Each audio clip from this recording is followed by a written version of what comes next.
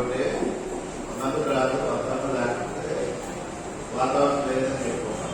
ఏది ఏమైనా ఈరోజు దేవుడిని ఆరాధించడానికి దేవుడు మనకు ఇచ్చినటువంటి సమయం బట్టి మనమందరం కూడా దేవుడిని ఆరాధించవలసినటువంటి బాధ్యత ఉంది. ఆదివారం దేవుడిని ఆరాధించవలసినటువంటి ఆదివారం ఏంటంటే దేవుణ్ణి ఆరాధించేటువంటిది.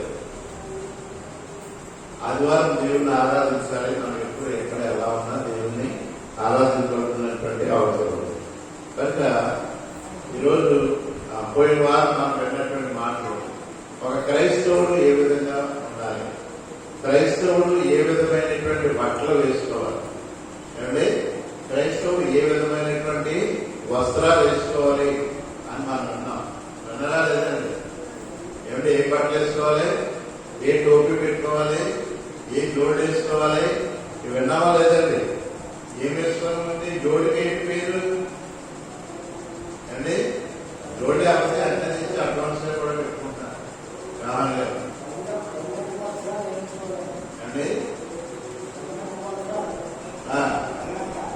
సమాధానం అనేటువంటి సమాధాన సువార్త అనేటువంటి పాదరక్ష. కనుక ప్రతి మనిషి కూడా మనకి ఉండేటువంటి వస్త్రాలు అంటే బట్టలు లేకుండా మనం బయటకు వెళ్తామా అంటే అలా వస్త్రాలు వేసుకోవాలి. జోడు లేకుండా వెళ్తామా? జోడు లేకుండా ఇంటివాడు పెట్టుకుంటాం. అప్పుడు లేనప్పుడు జోడు లేదు, అయినా జోడు అవసరం కనుక చెప్పులు వేసుకుంటాం. అలాగే మనం బయటకు వెళ్తున్నప్పుడు టోపీ పెట్టుకుంటాం. ఎన్నాళ్ళు రాజులు సైనికులు అందరూ టోపీ పెట్టుకునేవారు. ఆ టోపీని బట్టి వాటి యొక్క గుర్తింపు వచ్చేదండి. టోపీ చూడగానే ఏమర్థమవుతుందండి? ఈ కిరీటం చూడగానే ఇది రాజుగారి కిరీటం అవునా కాదండి? ఎర్ర టోపీ చూడగానే ఇది పోలీసుల టోపీ అంటే ఇప్పుడు కలర్ మారింది అనుకోండి అండి. అలాగా ప్రతి ఒక్కరికి ఒక గుర్తింపు, ఒక టోపీ. మనం బైక్ మీద వెళ్తుంటే ఒక హెల్మెట్ ఏంటంటే ఏం పెట్టుకుంటాం? హెల్మెట్, శిరస్త్రాలు అది పెట్టుకోగానే అది నువ్వెవరో ఏం చేస్తున్నావు అన్నది గుర్తింపు వస్తుంది. అలాగే ఇంకా ఏం చేస్తున్నామండి? మనం చనిపోయిన తర్వాత కూడా మాకు ఒక టోపీ ఉంది ఏమండి? చనిపోయిన తర్వాత కూడా ఒక టోపీ ఉంది. తెలుసా ఉందా లేదని? ఉందా అండి? చనిపోయిన తర్వాత చనిపోయిన పెట్టుకుంటాను అనుకున్నారేమో. ఆ టోపీ లేకపోతే ఎక్కడికి వెళ్తాము. దాన్నే జీవ కిరీటం అన్నారు. ఏముందండి? చనిపోయిన తర్వాత మనకి ఒక టోపీ, ఒక శిరస్త్రాలు ఉంది. ఆ టోపీ ఉంటేనే మన ఎవరైనా గుర్తిస్తాడు. జీవ కిరీటం పెట్టుకుంటే పరలోకానికి వెళ్ళిన టోపీ, లేదంటే ఆ కిరీటం లేదంటే నువ్వు నరకానికి వెళ్ళేటువంటి కంటే తల అనేటువంటి ఒక గుర్తింపు ఉంది. అలాగే ఈ లోకంలో కూడా మనకు ఒక గుర్తింపు ఉంది. ఏంటంటే ఆ గుర్తింపు చెప్పండి? ఒక క్రైస్తవుడు. మన గుర్తింపు ఏంటి చెప్పండి? ఒక క్రైస్తవుడు. ఈ లోకంలో మనం ఎవరండి? ఎవరు చెప్పండి? మనం ఒక క్రైస్తవుడు. క్రైస్తవుడికి గుర్తింపు ఉండాలి. ఆ గుర్తింపు ఏంటంటే మీరు నిజమైనటువంటి వాక్యం నుంచి మనం నేర్చుకోవాలి. ఆ గుర్తింపు, ఆ గుర్తింపు ఉంటేనే నువ్వు క్రైస్తవుడు. లోకంలో చాలా మంది ఉన్నారు, లోకంలో చాలా మంది ఉన్నారు, కానీ వాళ్ళందరూ కూడా క్రైస్తవులు కాదు. దేవుని ఆరాధిస్తున్నాం అనుకుంటున్నారు, కానీ వాళ్ళందరూ కూడా నిజమైనటువంటి క్రైస్తవులు కాదు. చిన్న ఉదాహరణ చూద్దాం. లోకాసువార్త 15వ అధ్యాయం ఒక ఉదాహరణ ఉంది. మనం దాన్ని ఆలోచిద్దాం. లోకాసువార్త 15వ అధ్యాయంలో ఉన్నటువంటి 3వ అధ్యాయం 3వ వచనం. లోకాసువార్త 15వ అధ్యాయం 3వ వచనం నుంచి కొన్ని మాటలు చదువుతాం. అందుకైన వారితో ఈ ఉపమానం చెప్పారు. మీలో ఏ మనుషులకైనాను 100 గొర్రెలు కలిగి ఉండగా వాటిలో ఒకటి తప్పిపోయినట్లా అతడు 99 అడుగులో విడిచిపెట్టి తప్పిపోయినది దొరికి వరకు దానిని వెతకగలరా? ఇక్కడ అప్పట్లో ఎక్కువ గొర్రెలు కాపలు మందలో అందరికి ఉండే కాబట్టి వాళ్ళకి యేసుక్రీస్తు వారు ఒక ఉదాహరణ చెప్తున్నారు. తప్పిపోయినటువంటి ఒక గొర్రె గురించి చెప్తున్నటువంటి మాట. తప్పిపోయినటువంటి గొర్రె అంటే అర్థం ఏంటంటే ఎప్పుడైనా గొర్రెల మందలో మేక మందలు చూసారా అంటే ఎవరైనా చూసారు లేదా? ఈ మందలు ఎక్కడున్నాయి? రాత్రులు పొలంలో పెడతారు. మనకంటే ఎత్తైనటువంటి కొండలు పర్వతాలు లేవు కాబట్టి కొండలు కలిసి పర్వతాలు చేసి ఉన్నటువంటి స్థలాల్లో ఆ గొర్రెల మందల్ని కొండల మీదకి తీసుకెళ్తారు. మేప ఎక్కడ తీసుకెళ్తారని కొండల మీదకి తీసుకెళ్తారు. అలా తీసుకెళ్ళినప్పుడు వాళ్ళు మళ్ళీ తిరిగి ఇంటికి రావాలంటే కొన్ని రోజులు పడుతుంది. వెంటనే వచ్చేస్తారా? మనకేంటంటే పర్వాలేదు కుదిరితే సాయంత్రానికి వచ్చేయాలి, సాయంత్రానికి మనం వచ్చే అలాగా సిస్టమ్ అక్కడ ఉంది. కానీ ఈ మందలన్నీ తోడుకుని కొండల మీదకి వెళ్ళి అక్కడికి వెళ్ళి వచ్చేసరికి కొన్ని రోజులు పట్టదు. వారం పడుతుంది, 10 రోజులు పడుతుంది. ఏమంటే మన పొలాల్లో కట్టినప్పుడు కూడా ఆ రోజు రాత్రి అక్కడ ఉండిపోతారా ఉండిపోదా? ఏమంటే పొలంలో మందలు కడతారు, అక్కడే ఉంటారు, అందరాలు అక్కడే ఉంటారని ఆ మందలు కట్టినప్పుడు. అయితే ఈ అడవుల్లో కొండల్లో తొప్పల్లో మరి మందలు కట్టినప్పుడు మేపడానికి వెళ్ళినప్పుడు ఏం చేస్తారంటే అక్కడే ఉండిపోతారు. ఆ పొదల్లో అక్కడక్కడ ఉండిపోతారు, అక్కడక్కడ పోతుంది, అక్కడ ఉండిపోతూ ఉంటారు.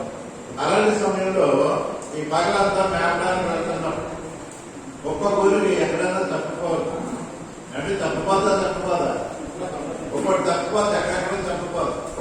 అలా తప్పిపోయినప్పుడు ఆ యజమాని ఏం చేస్తాడండి? ఆ 99 అక్కడిని అక్కడ ఉంచి ఈ ఒక్క గొర్రె ఎక్కడైతే తప్పిపోయిందో ఎక్కడైతే ఉన్నదో దాన్ని నాకడానికి పడతారు. వదిలేస్తారు, పోతే పోతే ఏమి వదిలే. అలా జరగడానికి వెళ్ళినప్పుడు మరి అది ఎక్కడో చోట దొరుకుతుంది. ఏ సింహమో కథకులో ఏ అది తినేయకుండా ఉంటే అది తప్పకుండా దొరుకుతుంది. అయితే ఈ యజమాని ఆ జంతువులు కాస్తూనే పెద్ద పెద్ద సింహాలలో ఉన్నటువంటి ప్రాంతంలో కాకుండా అవి ఉన్నా సరే దాన్ని కాపలా కాసుకుంటూ తిరుగుతూ ఉంటారు. అలాంటి టైంలో తప్పిపోయినటువంటి గొర్రె దొరికితే ఎలా ఉంటారు? ఏమంటే మీ ఇంట్లో ఎప్పుడైనా డబ్బులు పోయేసుకోండి, అంటే పాపం గారు ఎప్పుడైనా డబ్బులు పోయేసుకోండి, అది 2 రోజులు పోయాక వెళ్ళుకున్నారు కనపడలేదు, మళ్ళీ దొరికేది అనుకోండి. అయ్యో నేను పెట్టింది ఇక్కడ మర్చిపోయాను, ఎక్కడే ఉంది అని ఆలోచిస్తాం. అప్పుడు వెంటనే ఏం చేస్తాం? ఏమంటే ఇదిగా అమ్మాయి డబ్బులు దొరికేసి మీరు కంగారు పడకండి, ఇదిగో డబ్బులు దొరికే ఆ డబ్బులు నాకు అర్థాలు ఎక్కడ పోతే అంటారు. కనుక ఆ విధంగా దొరికినప్పుడు ఎంతో సంతోషిస్తారు. అయితే అప్పుడు దేశం తీసుకోవాలి ఏమంటారు చూడండి. అది దొరికినప్పుడు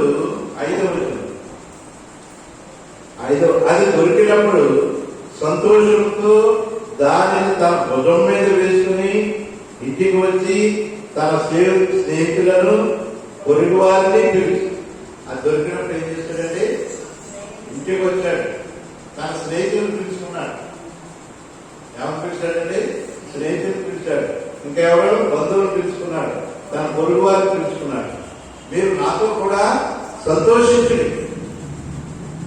దేవుని యొక్క ఉద్దేశం అదే. ఎవరైతే క్రీస్తుకు దూరంగా ఉన్నారో, యేసుక్రీస్తును అనుభవించారు, యేసుక్రీస్తును జీవించారు, యేసుక్రీస్తు ఇచ్చినటువంటి మేలన్నీ పొందారు, ఆయన యొక్క కాపుదల్లో ఉంటున్నారు, యేసుక్రీస్తు వారి యొక్క రక్తంలో కనపడ్డారు, అన్ని కనపడి అన్ని మేలు పొందిన తర్వాత దూరంగా గొర్రె ఎలాగైతే తప్పిపోతుందో అలాగా తప్పిపోతాం. అలా తప్పిపోయినటువంటి మళ్ళీ ఏం చేయాలండి? తిరిగి మళ్ళీ మందలో కలుసుకోవాలి, తిరిగి మళ్ళీ మందలోకి రావాలి. నువ్వు ఎప్పుడైతే మందలోకి వచ్చావో అప్పుడు ఎవరైనా సంతోషిస్తున్నారు? నీ తండ్రి, నీ దేవుడు, నీ రక్షకుడు నీ కొరకు సంతోషిస్తున్నారు. ఈరోజు పరలోకంలో గొప్ప సంతోషం జరుగుతుందని ఒక వ్యక్తి దేవుడిలోకి వచ్చినాడు, ఒక వ్యక్తి సంఘం నుండి బయటకు వెళ్ళి తిరిగి మళ్ళీ సంఘంలోకి వచ్చినప్పుడు పరలోకంలో సంతోషం కలుగుతుంది. మనమందరం కూడా గొర్రె లాంటి వాడు. చూడండి, మీకు అందరికీ తెలుసు, ఒక గొర్రె తప్పిపోయిందంటే అది తిరిగి ఒకవేళ ఎక్కడికి వెళ్ళినా తిరిగి మళ్ళీ ఎక్కడికి రావాలండి? గొర్రెల మందలోనికే రావాలి, కానీ పందుల మందలోకి ఎంతదండి? గొర్రె తప్పిపోతే గొర్రెల మందలోనికే వెళ్తారు, కానీ పందులు మరి కంద కదా, అలా కంటానికి కనుక మనం దేవుని సన్నిధికి దూరం అవుతున్నాం. అయినా సరే మనం ఏం చేయాలండి? నీ దేవుడు నిన్ను ప్రేమించాలంటే, నీ దేవుని యొక్క రక్తంలో నువ్వు కనపడినటువంటి విలువ చూపించాలంటే తిరిగి మళ్ళీ మనం దేవుని సన్నిధికి ఆదివారం నీ కొరకు ఆయన ఎదురు చూస్తున్నాడు. ఆదివారం ఆరాధన కొరకు ఆయన ఎదురు చూస్తున్నాడు. నీ కొరకు తన ప్రాణం పెట్టినటువంటి గొప్ప వ్యక్తి అంటే ఆయన దగ్గర మనం ఎందుకు వెళ్ళాలి? యేసుక్రీస్తు దగ్గరికి ఎందుకు వెళ్ళాలి? ఆయనలో మనం ఎందుకు వెళ్ళాలి? ఆదివారం ప్రార్థన ఎందుకు చేయాలి? నీ కొరకు తన ప్రాణం ఇచ్చాడండి, నా కొరకు తన రక్తం చెల్లించాడండి, నా కొరకు దేవుడు తన కుమారుని ఇచ్చాడండి. దేవుడు చేయవలసినటువంటి పని ఆయన చేశాడు. ఎవరు చేశారండి? దేవుడు చేయవలసినటువంటి పని దేవుడు చేశాడు.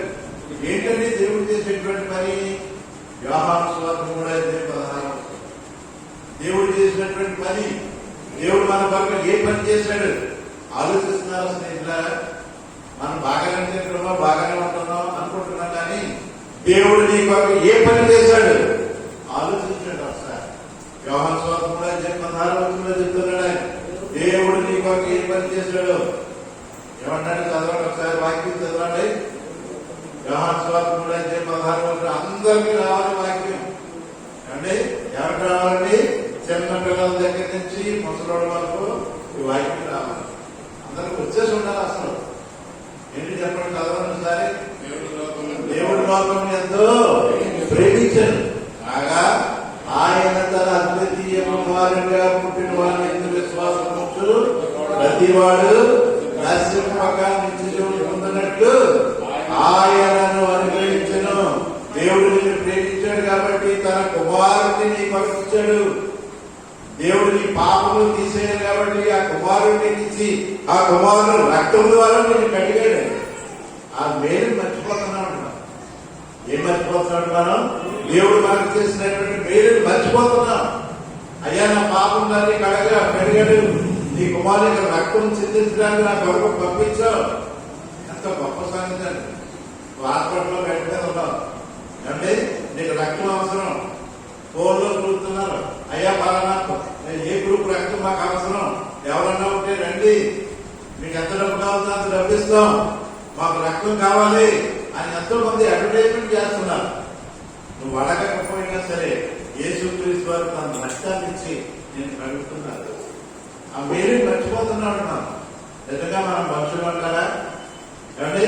నిజంగా మనం మనుషులైనా మేలు మర్చిపోతున్నాం. మనందరూ తెలుసు, మన ఇంట్లో కుక్కను పెంచుతాం. మనం ఆ కుక్క కొంత అందరేస్తే ఏం చేస్తుందండి? ఎక్కడికి తిరిగినా తిరిగి పడి నీ దగ్గరికి వస్తుందండి. అందుకే దాని విశ్వాసం కుక్క అంటే యేసుక్రీస్తు వారు మన కొరకు తన ప్రాణం పెట్టారండి. అలాంటి గొప్ప ప్రాణం పెట్టినటువంటి గొప్ప వ్యక్తిని ఆరాధన చేయవయ్యా, నీకు చనిపోయిన తర్వాత నేను పరలోకి వస్తానంటే నేను తర్వాత వస్తానులే, నేను తప్పిపోతున్నాననే విషయాన్ని మనం మర్చిపోతున్నాం. 100 గొర్రెలు ఉన్నా సరే ఒక్క గొర్రె కోసం ఆయన చూస్తున్నాడు. ఎవరి కోసం చూస్తున్నాడండి? నేను ఒకటి అనకపోతే ప్రార్థన అయిపోతుంది. నేను ఇంట్లో ఉంటే ప్రార్థన జరిగిపోతుంది కదా, ఆరాధన అయిపోతుంది కదా. స్నేహితులారు ఆలోచించేయండి. యేసుక్రీస్తు వారు తండ్రి చెప్పినటువంటి మాట విన్నాడు. తండ్రి ఈ ప్రజలందరినీ ప్రేమించాడు కాబట్టి ఈ ప్రజలందరినీ కూడా రక్షించాలి. ఈ ప్రజలందరూ కూడా అగ్నిలో కాలిపోకూడదు, ఈ ప్రజలందరూ కూడా నాశనైపోకూడదు అని ఎన్నో ప్రయత్నాలు చేస్తూ చేస్తూ చేస్తూ ప్రజలకు చెప్తూ చెప్తూ చెప్తూ వస్తున్నాడు. ప్రజల్లో మార్పు ఉందండి, నాలో మార్పు ఉందా? ఆ కొంచెమే మార్పు, తర్వాత మళ్ళీ మార్పు లేదు. దేవుడు చేయవలసినటువంటి పని తాను చేశాడు. దేవుడు ఏ పని అయితే చేయాలో ఆ పని చేశాడు నా కొరకు. సరే, ఆ పని ఆయన చెప్పినట్టుగానే తన కుమారుని పంపించాడు. ఇప్పుడు ఒక రోమిల్ రాసిన పత్రిక ఒక మాట చదువుతాం. రోమిల్ రాసిన పత్రిక ఏదో ఒక మాట మనం చదువుతుంది. స్నేహితులారా, దేవుడు తన యొక్క పని తాను చేశాడు. ఇంకా ఏమి చేయాలనుకున్నాడో ఆ పని ఆయన చేసినటువంటి మాట మనం చూస్తున్నాం. దేవుడు చేయాలనుకున్నటువంటి పని మనం ఆలోచన చేస్తాం. రోమిల్ రాసిన పత్రిక 5వ అధ్యాయం, రోమిల్ రాసిన పత్రిక 5వ అధ్యాయం 8వ అధ్యాయము 5వ అధ్యాయము 8వ వచనం. దేవుడు ఏమనుకుంటున్నాడు చూడండి. అయితే మన ఎడల తన ప్రేమను వెల్లడిపరుచుకున్నాడు. ఇట్లాగా మనం ఇంకను పాపులమై ఉండగానే క్రీస్తు మన కొరకు చనిపోయాడు. ఎప్పుడంటే ఆయన మనం ఇంకా పాపంలోనే ఉన్నాం. నీ పాపం పోవాలంటే యేసుక్రీస్తు యొక్క ప్రాణం పోవాలి. నీ పాపం కడగబడాలంటే ఆయన రక్తం చూపించబడాలి. నా కొరకు ఆయన ప్రాణం వేడి అనుకుంటున్నామా? ఏమండి ఎవరుకున్నాం? దేవుని స్తోత్రం. ఆమేన్. ఈ కొరకు మనం ఇంకా పాపంలో ఉండగానే ఆయన మన కొరకు చనిపోయాడు. ఆ 9వ వచనం కూడా చదువుతున్నాం. కాబట్టి ఆయన రక్తము వలన ఇప్పుడు నీతిమంతులుగా తీర్చబడి మరింత నిశ్చయముగా ఆయన ద్వారా ఉగ్రత నుండి రక్షింపబడుతుంది. మనం ఏం చేస్తున్నారంటే నీతిమంతులుగా మారుస్తున్నారు. కానీ ప్రజలు ఏం చేస్తున్నారు? ఆయన లెక్క చేయడం లేదు. నన్ను నీతిమంతులుగా తీర్చేసాడు కాబట్టి నాకేం పర్లేదు అనుకుంటున్నారు. చిన్న ఉదాహరణ చెప్తాను. ఒక అడవిలో అడవి అంటే తెలుసు కదా, అడవిలోకి వెళ్తాం. అడవిలో ఏముంటుందండి? చెట్లు జామ పప్పులు నడ్డానికి దారి ఉండదు. అలాంటి టైంలో ఒక ఏనుగు నడిచి వస్తుంది. ఎవరు వస్తారండి? ఏనుగు నడిచి వస్తుంది. ఈ పేరు నుంచి ఏనుగు వస్తుంది. ఈ పేరు నుంచి 4 సేవలు వస్తున్నాయి. ఏమవుతుందండి? 4 సేవలు వస్తున్నాయి. 4 సేవలు ఏమనుకున్నాయంటే ఈడెవరు అడ్డు వస్తారు మనకి. ఎవరండి? ఏనుగులు అంటున్నాయి. ఈడెవరు అడ్డు వస్తారు మనకి. మొదటి సేవ ఉంటుంది ఈ కాళ్ళకి అటెండ్ చేద్దామా? రెండో సేవ ఉంటుంది సభ్యులుగా కాళ్ళకి వెళ్దాం. ఇంకొక సేవ ఉంటుంది అరకడం కట్టేదిగా పీకట్టు నొక్కేద్దాం. ఏమండి? పీకట్టు నొక్కేద్దాం. ఆలోచన సరే అవన్నీ సంప్రదాయంగా పోలే. ఆడు ఒక్కడే ఉన్నాడు. ఎవరిని? ఏదైతే ఒక్కడే ఉన్నాడు. మనం నలుగురు ఉన్నాం. అంచేత నలుగురు నుంచి అక్కడ కొట్టేసరికి మనం ఎవరైనా అనుకుంటారు కదా, అందుకని మనం పక్క నుంచి పోదాం. ఎవరికి ఉన్నాయండి? పక్క నుంచి పోదాం. స్నేహితుల యేసుక్రీస్తు వారు మనతో రక్షణ చేస్తే మనకెందుకు ఎవరికోవడం? ఆయన ఏదో పని వచ్చాడు అనుకుని మనం దేవుని దూరం అయిపోతున్నాం. ఒక క్రైస్తవుడు చేయవలసినటువంటి పని, క్రైస్తవుడు ధరించుకోవలసినటువంటి వస్త్రాలు, క్రైస్తవుడు మాట్లాడవలసినటువంటి మాటలు, క్రైస్తవుడు చెప్పవలసినటువంటి బోధ, క్రైస్తవుడు నడవలసినటువంటి నీతి ఆలోచించేయండి. మన క్రైస్తవంలో ఎంతో కాలంగా ఉన్నాం. మన తాతలకి అదృష్టం లేదు, అప్పుడు బయటకు సరిగ్గా తెలియదు. మన తండ్రులకి కొద్దిగా తెలిసి తెలియదు. మన కాలం వచ్చేసరికి ఏమైందండి? వాక్యం పూర్తిగా సంపూర్ణంగా తేట తెల్లలేనటువంటి వాక్యం మన చేతిలో. మన తర్వాత తరం వరకు ఇంకా తేటగా వస్తుంది. ఎందుకంటే ఇంకా దీని మీద అన్వేషణ జరుగుతున్నాయి. ఇంకా దీని మీద బాగా రీసెర్చ్ జరుగుతుంది. ఇంకా సత్య వెలుగులోకి వస్తుంది. కనుక మన కొరకు ప్రాణం పెట్టి మనం ఏం చేయాలనుకున్నాడండి? నీతిమంతులుగా తీర్చాలి, నీతిమంతులుగా మార్చాలి. ఆయన తన ప్రాణం పెట్టాడు. తండ్రి అయినటువంటి దేవుడు చేసినటువంటి పని. ఎవరు చేసినటువంటి పని? దేవుడు చేయాలనుకున్న పని. ఇదిగో ప్రజలు రక్షించాలనుకున్నాడు. తన కుమారుడు పంపించాడు. తన కుమారు యొక్క రక్తం చెందించమన్నాడు. అబ్బాయిని భూమి మీద పెట్టి ఆ పాపుల కొరకు రక్తం చెందించను ప్రాణం పెట్టడం అంటే యేసుక్రీస్తు భూమి మీదకి వచ్చారు. ఆయన చెప్పినటువంటి మాట తూచా తప్పకుండా తండ్రి మాట విన్నాడంటే వెళ్ళలేదు. ఆయన నా తండ్రి ఏం చెప్తే నేను అదే, నా ఎందుకు విశ్వాసం ఉంటే తండ్రి ఎందుకు విశ్వాసం ఉందంటే అని యేసుక్రీస్తు వారు చెప్పారు. ఆయన యొక్క బోధ అయింది. తండ్రి పని అయిపోయింది. మరి కుమారుడు యేసుక్రీస్తు వారు చేంజ్ చేశారు. యేసుక్రీస్తు వారు చేంజ్ చేశారు. ఒకసారి మనం చదువుతున్నాం. కొలసీకి రాసినటువంటి పత్రిక, కొలసీకి రాసినటువంటి పత్రిక 1:13 వచనంలో యేసుక్రీస్తు వారు ఈ లోకానికి వచ్చి ఎలాగైతే అంధకార సంబంధమైనటువంటి అధికారంలో ఉన్నారు. ఏమన్నా 1:11 వచనంలో ఆయన అంటే ఎవరండి? యేసుక్రీస్తు వారు. ఆయన అంటే ఎవరు చెప్పండి? ఏమండి? ఆయన అంటే ఎవరు?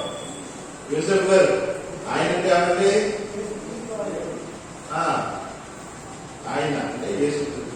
మనలను అంధకార సంబంధమైన అధికారంలో నుండి విడుదల చేసి తాను ప్రేమించిన తన కుమారుడు కుమారుని యొక్క రాజ్యంలోనికి ప్రేమించి తన కుమారుని యొక్క రాజ్య నివాసులుగా చేశాడు. యేసుక్రీస్తు వారు వచ్చి చేసినటువంటి పని, తన యొక్క రాజ్యం, యేసుక్రీస్తు వారు వచ్చి ఒక రాజ్యమును ఏర్పాటు చేశారు. యేసుక్రీస్తు వారు వచ్చి ఏం చేశారు? ఒక రాజ్యమును ఏర్పాటు చేశారు. ఆ రాజ్యంలో సభ్యులుగా మనం పెట్టాడు. అదే ఆయన చేసినటువంటి పని. కనుక యేసుక్రీస్తు 14వ వచనం కూడా జరుగుతుంది. ఆ కుమారుని యందు మనకు విమోచనము అనగా పాప క్షమాపణ కలుగుతున్నది. యేసుక్రీస్తులో మనకి ఏం జరుగుతుందండి? పాప క్షమాపణ. ఎవరైనా తప్పు చేస్తే మనం క్షమించగలవా? ఏమా జోదమ్ గారు మనం ఏదైనా తప్పు చేస్తాం అనుకోండి, మనం క్షమిస్తామని అంత తప్పు చేస్తే నేను క్షమిస్తున్నాను బాబాని ఎలా చూపిస్తాను? ఎదురు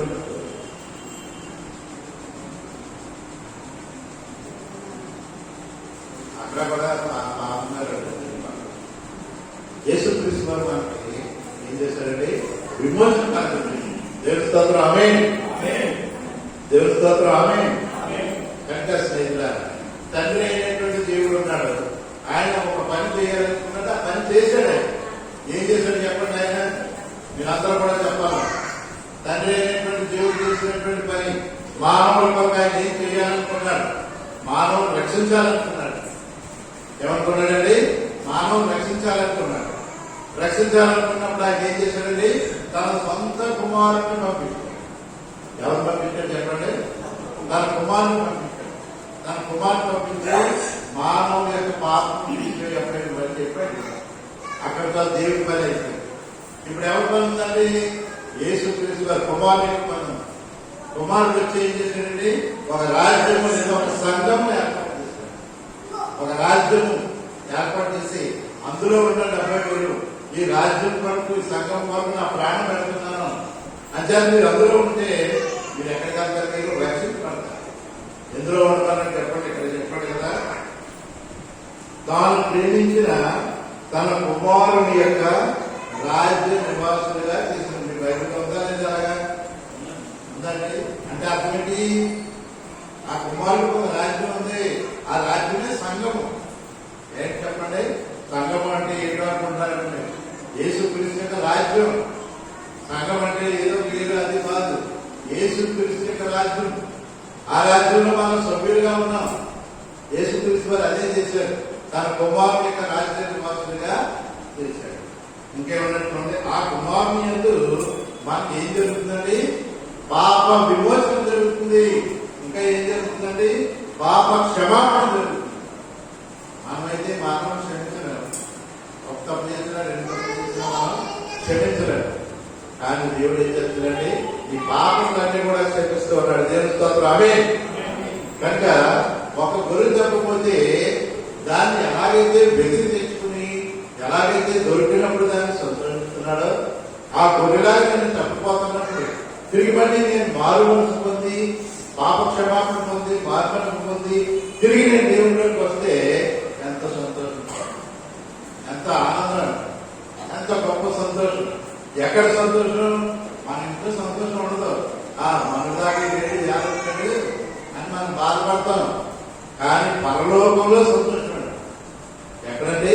భూమి మీద చేసే పని వల్ల పరలోకంలో దేవుని యందు, దేవుని దూతల దగ్గర గొప్ప సంతోషం జరుగుతుంది. స్నేహితుల, మేమేమనుకుంటే నేను పెద్ద లెక్కలేదు కదా అనుకుంటున్నాం. నువ్వు చేసే పని వల్ల ఎక్కడ జరుగుతుంది సంతోషం?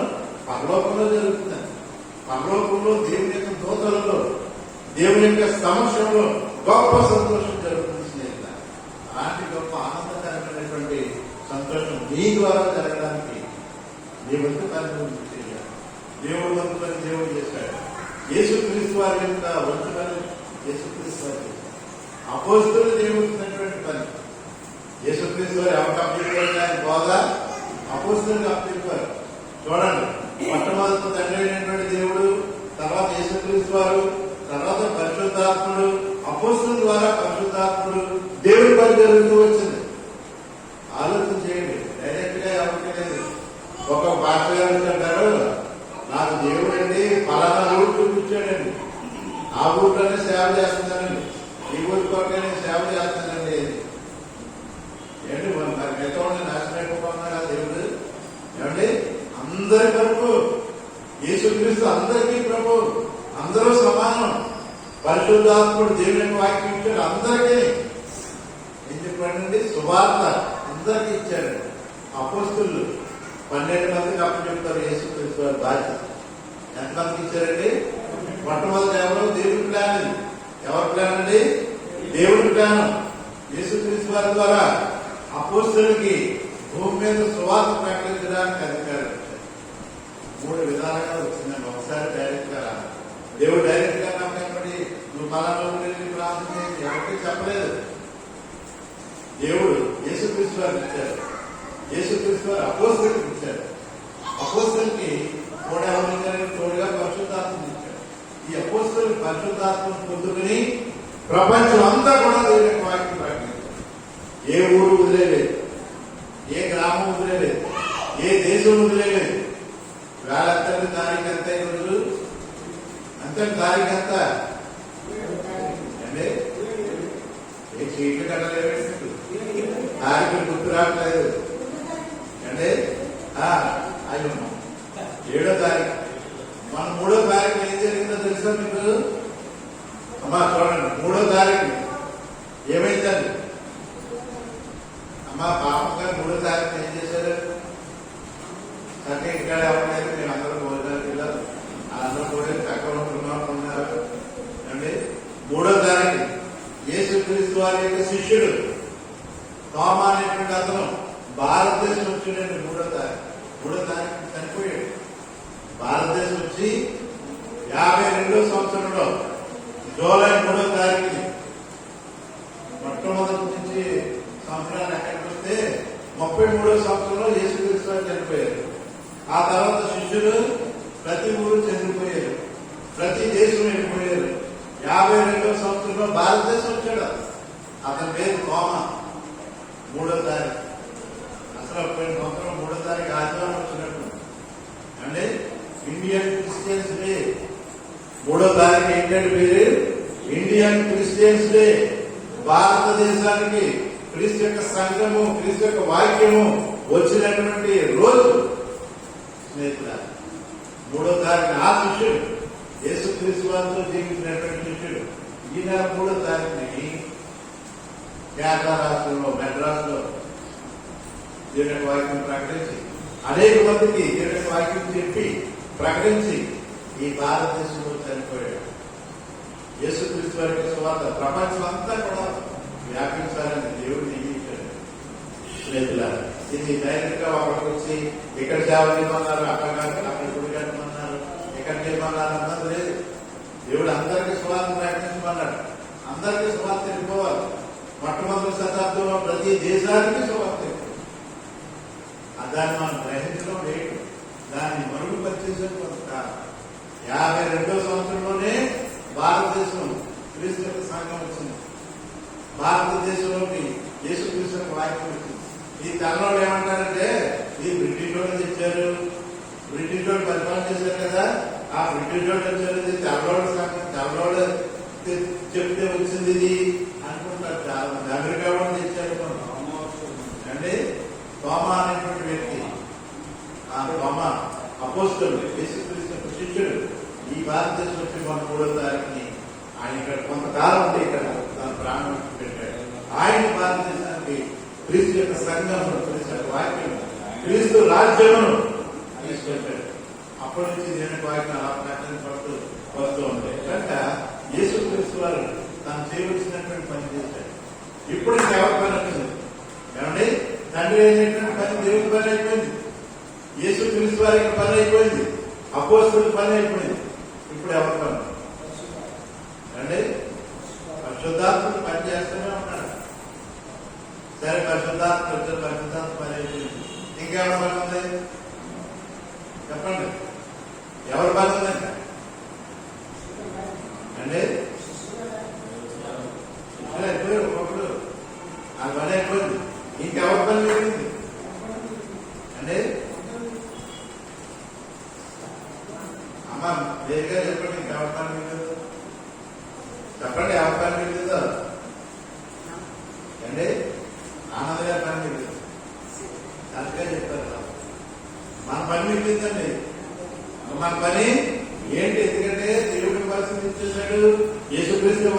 ఇచ్చేసాడు, అపొస్తలుల ఇచ్చేసాడు.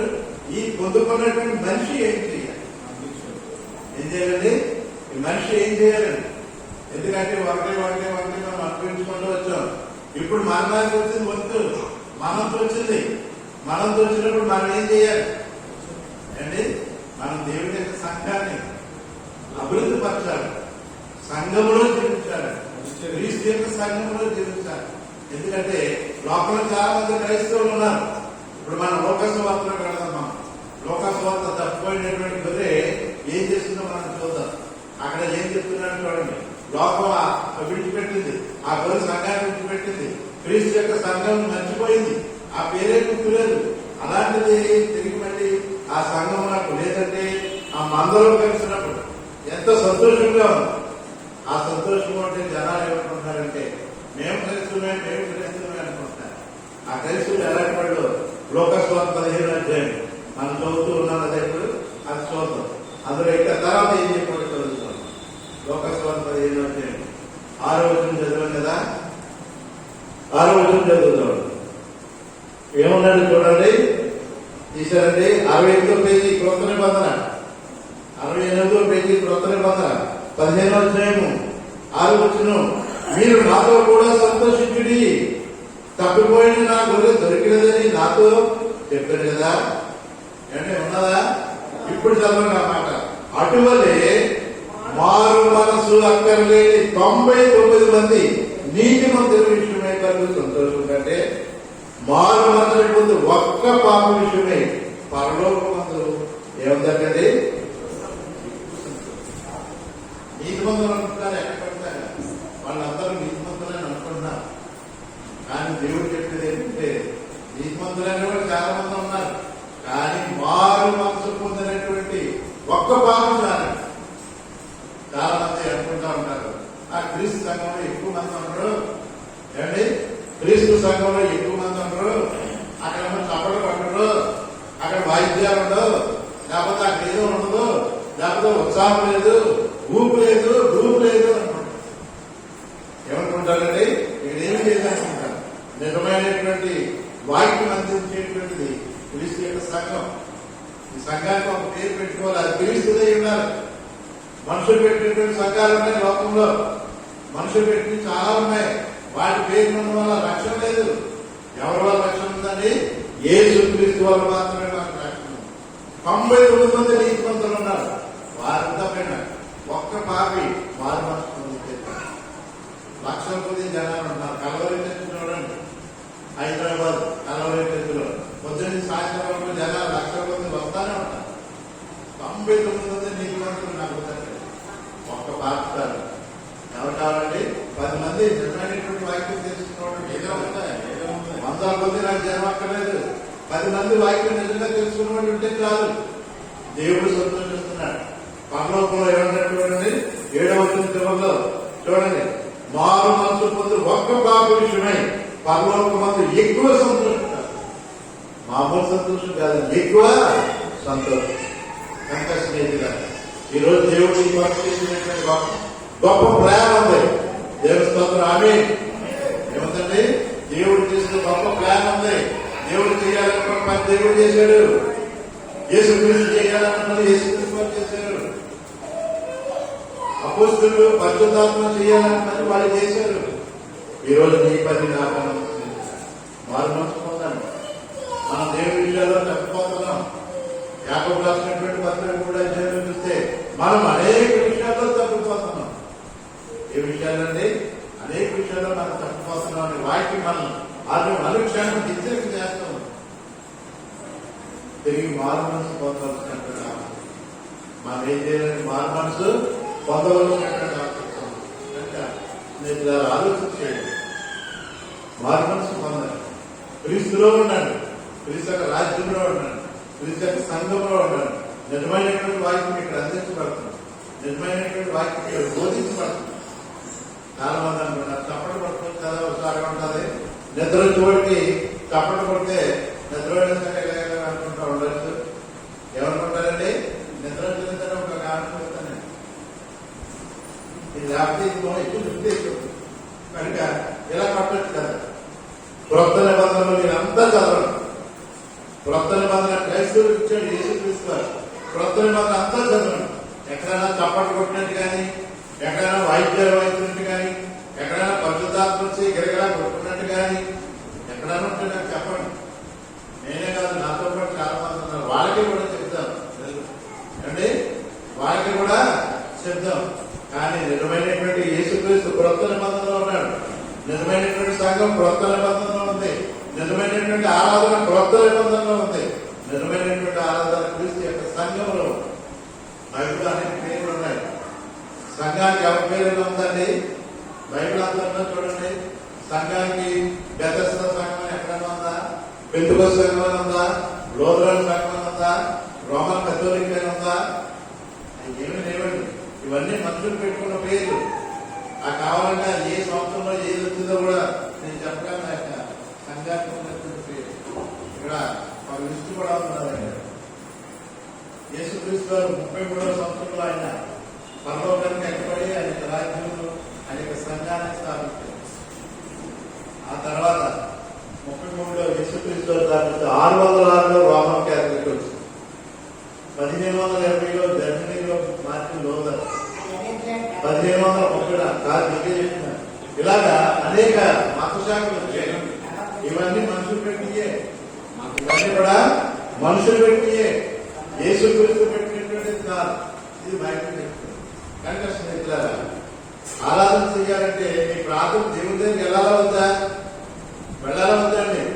20 సంవత్సరాలు, 30 సంవత్సరాలు, 40 సంవత్సరాలు ప్రార్థనలో ఉంటున్నాం, కానీ ప్రార్థన దేవుడి దగ్గరికి వెళ్తాం.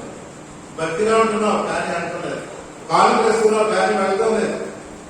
దేని ద్వారా వెళ్తుందండి? యేసుక్రీస్తు నామం ద్వారానే వెళ్తారు. అలా వెళ్తేనే మీ కొరకు పరలోకంలో సంతోషం.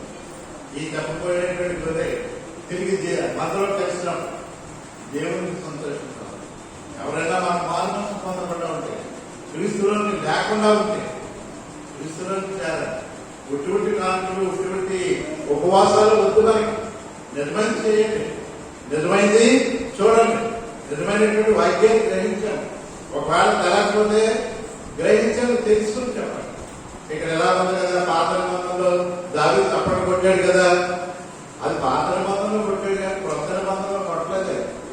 పాత నిబంధనలో యేసుక్రీస్తు వారు నువ్వు కొట్టాపై చెప్పలేదు. పాత నిబంధనలో ఎవరి వరకు దావీదు రక్తం ఇవ్వలేదు, సంఘం కొరకు అంత రక్తం ఇవ్వలేదు. సంఘాన్ని కట్టడం కొరకు యేసుక్రీస్తు వారు కనుక మన క్రీస్తు మాట దేవుడు చేయవలసినటువంటి పని దేవుడు చేశాడు. యేసుక్రీస్తు వారు చేయవలసిన పని యేసుక్రీస్తు వారు చేశారు. అపోస్తలులు పరిశుద్ధాత్మ చేయవలసిన పని వాళ్ళు చేశారు. ఇప్పుడు నువ్వు నేను చేయవలసినటువంటి పని ఏం చేయాలండి? నువ్వు నేను కూడా ఆ వాక్య ప్రకారంగా జీవించవలసినటువంటి అవసరం ఉంది. ఈ యొక్క మాట మనం తెలియకుండా చనిపోతే, అయ్యా నాకు చెప్పలేదంటే ఎవరిని పరలోకి వెళ్ళాలంటే ఇలా ఉండాలి, ఈ పేరు పూజించాలి, ఈ పేరులో నడవాలి, ఈ వాక్యం ద్వారా జీవించాలని నాకు ఎవరు చెప్పలేదండి అంటే ఆ రోజు ఏమంటారండి? మీ పాస్టర్ గారు ఏం చేస్తారు? కేకే ఏమంటారండి? మీ పాస్టర్ గారిని కేకే అంటే ఆయన ఏంటంటే ఆయన నరకంగా ఉన్నాడు అన్నారు. ఎక్కడుంటారండి? నేను ఎక్కడుంటారు? వాక్యం చెప్పకపోతే, సరైనటువంటి వాక్యం చెప్పకపోతే మీకంటే ముందు నేనుంటాను. కనుక మీకంటే ఎక్కువ కఠినమైన తీర్పు నాకు ఉంటారు. ఎవరుంటారు చెప్పండి? బోధకుడికి మరి కఠినమైన తీర్పు. విశ్వాసం అంటే ఏదో చెప్పుకోవచ్చు, అయ్యే మాకు మా పాస్ గారికి మాట చెప్పలేదంటే ఏమో అప్పటి సంగతి మనం తెలియదు. కానీ చెప్పకపోతే మొట్టమొదటే కఠినమైనటువంటి తీర్పు. కనుక స్నేహితుల, ఒక గొర్రె ఎలాగైతే చెప్పబోతుందో, తిరిగి మళ్ళీ ఎలాగైతే దేవుని సన్నిధికి వస్తూ ఉందో, అలాగే మనం మార్పు చెంది మన జీవితాల్లో వాక్యం తెలుసుకుని, ఒక్కడున్నా పర్లేదు, వాక్యం తెలుసుకుని వాక్య ప్రకారం జీవిస్తే పరలోకంలో సంతోషం ఉంది. నువ్వు నేను చనిపోయినా సరే పరలోకంలో ఉంటావు. గొప్ప ఆనందం మనకు అక్కడ కలుగుతూ ఉంది. కనుక స్నేహితులు ఆలోచించండి, మారు మనసు పొందాలి, నిజమైనటువంటి వాక్యాన్ని గ్రహించాలి, నిజమైనటువంటి పేరుని ధరించుకోండి. క్రీస్తు యొక్క పేరుని ధరించుకుంటేనే మనకి రక్షణ ఎక్కడ ఉందనుకుంటున్నారు? చూడండి, అపోస్తలుల కార్యం 4:11 ఒక మాట చదవండి. అపోస్తలుల కార్యములు 4:11-12 ఒక మాట చదువుతాం. అపోస్తలుల కార్యం 4:11-12.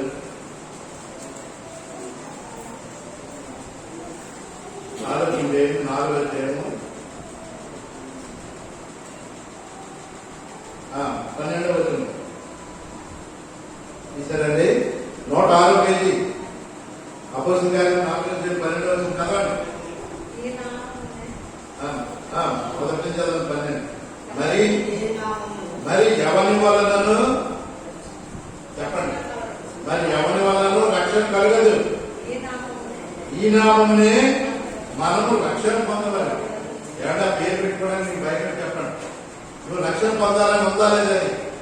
ఏమండి రక్షణ పొందాలని ఉందా లేదా? మరి యేసుక్రీస్తు పేరు పెట్టుకోవడానికి భయం ఎందుకు చెప్పండి. ఈ నామమునే మనం రక్షణ పొందవాలని. కానీ చదవండి, ఆకాశం కింద మనుషుల్లో ఇవ్వబడిన మరి ఏ నామమును రక్షణ పొందలేదు. ఈ మాట ఒకటి మనం అర్థం చేసుకుంటే ఆకాశం కింద మనుషుల్లో అనేక పేర్లు ఉన్నాయి, వాటి వల్ల రక్షణ లేదు. ఒకే నామం, ఆ పేరును ధరించుకో. ఒక స్త్రీ ఉందంటే తన భర్త పేరును ధరించుకుంది. సంఘం ఉందంటే సంఘం శిరస్సు యేసుక్రీస్తు పేరు ధరించుకో. ఒక వ్యక్తి రక్షింపడాలంటే యేసుక్రీస్తు యొక్క పేరు పెట్టుకో. లోపల ఉన్న పేర్లు నేను పేరు చెప్పక్కర్లేదు, ఆ పేర్లు పెట్టుకోవడం వల్ల నీకు రక్షణ పొందాలేటువంటి అపోస్తలుల కార్యాలు అపోస్తలులైనటువంటి పౌలు తెలియజేస్తున్నాడు. కనుక మనం మార్పు చెందాలి, రక్షణ పొందాలి, పరలోకం వెళ్ళాలి అంటే ఈ నామాన్ని ధరించుకోవాలి. ఆ పేరు ప్రకారంగా జీవించాలి. ఆ ప్రకారంగా మనము పరలోకాన్ని సంపాదించుకుంటాం. ఎందుకంటే ఈ యొక్క బైబిలే ఆ రోజు నీకు తీర్పు తీరుస్తుంది. ఎవరైనా తీర్పు తీర్చేది ఎవరు చెప్పండి? ఈ బైబిల్, ఈ గ్రంథం మాత్రమే నీకు తీర్పు తీరుస్తుంది. నువ్వే సాగు చెప్పినా దానికి జవాబు లేదు. ఇందులో ఏముందండి? నువ్వే వంక చెప్పినా దానికి జవాబు ఉంది. కనుక ఈ బైబిల్ నీకు తీర్పు తీరుస్తుంది. కనుక మనం ఆలోచించండి. మనం ఉండే కొద్ది కాలం ఎవరు ఎప్పుడు ఎలా ఉంటారో తెలియదు. ఉన్న కొద్ది కాలంలోనే మన పరలోకాన్ని సంపాదించుకోవాలి. ఎంతవరకు మనం ఎలా జీవించినాం ఇప్పుడన్నా వాక్యం తెలుసుకుని దానిలో జీవించినట్లయితే తిరిగి దేవుళ్ళకి వచ్చినటువంటి వాడు. గొర్రె ఎలాగైతే మందలోకి వచ్చిందో వాక్యం తెలుసుకుని మళ్ళీ తెలుసక రాజ్యం సంఘంలోకి వస్తే దాన్ని మనం పొందినటువంటి వారు అవుతాం. మీతో పాటు పరలోకంలో గొప్ప సంతోషము కలుగుతుంది. దేవుడి స్తోత్రం. ఆమేన్.